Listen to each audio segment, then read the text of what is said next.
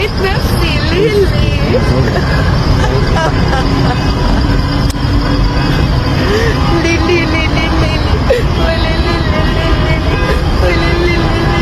خلعت الحجاب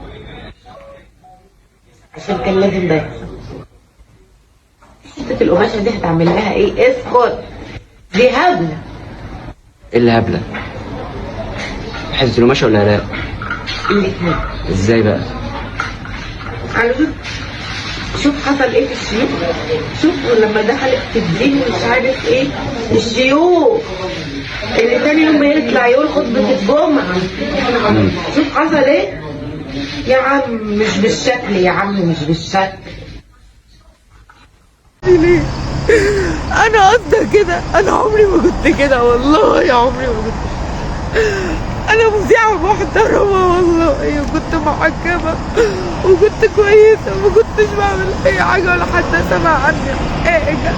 انا اطلع اهزق نفسي ليه؟ عمري ما هزق نفسي. ليه اعمل كده ليه؟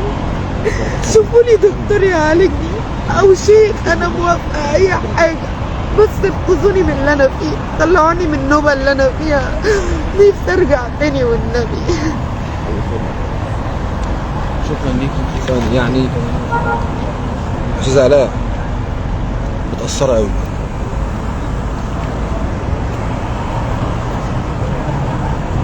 تقولي للناس اللي هم بيتكلموا بيقولوا انك انت بتمثلي؟